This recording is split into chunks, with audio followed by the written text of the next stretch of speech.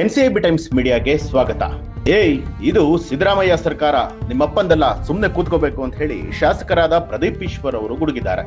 ಕೈವಾರ ತಾತಯ್ಯ, ಯೋಗಿ ನಾರಾಯಣ ಯತೀಂದ್ರರ 299ನೇ ಜಯಂತ್ಯೋತ್ಸವ ಕಾರ್ಯಕ್ರಮ ರವೀಂದ್ರ ಕಲಾಕ್ಷೇತ್ರದಲ್ಲಿ ನಡೀತಾ ಇತ್ತು. ಈ ವೇಳೆ ಶಾಸಕರಾದ ಪ್ರದೀಪ್ ಈಶ್ವರ್ ಹಾಗೂ ಬಿಜೆಪಿ ಕಾರ್ಯಕರ್ತರ ನಡುವೆ ಸಾಕಷ್ಟು ಮಾತಿನ ಚಕಮಕಿ ನಡೆದಿದೆ.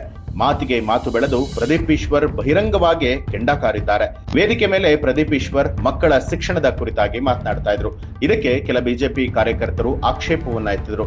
ಇದರಿಂದ ಆಕ್ರೋಶಗೊಂಡಂತಹ ಪ್ರದೀಪ್ ಈಶ್ವರ್, ಸಮುದಾಯದ ಗುಣಗಾನ ಮಾಡೋದಕ್ಕೆ ಇದೇನು ಬಿಜೆಪಿ ಕಾರ್ಯಕ್ರಮ ಅಂದ್ಕೊಂಡಿದ್ದೀರಾ?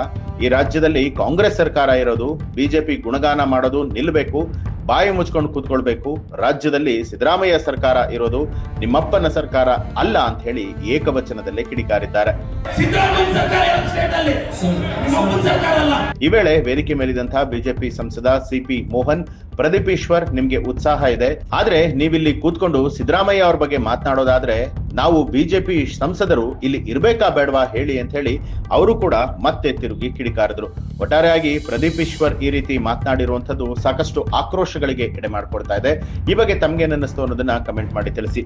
ಹಾಗೆ ಯಾರೆಲ್ಲ ಇನ್ನು ಕೂಡ ಎನ್ಸಿಬಿ ಟೈಮ್ಸ್ ಮೀಡಿಯಾ ಚಾನೆಲ್ ಅನ್ನ ಸಬ್ಸ್ಕ್ರೈಬ್ ಮಾಡಿಲ್ಲ, ತಪ್ಪದೆ ಸಬ್ಸ್ಕ್ರೈಬ್ ಮಾಡಿ, ಬೆಲ್ ಐಕಾನ್ ಒತ್ತಿ.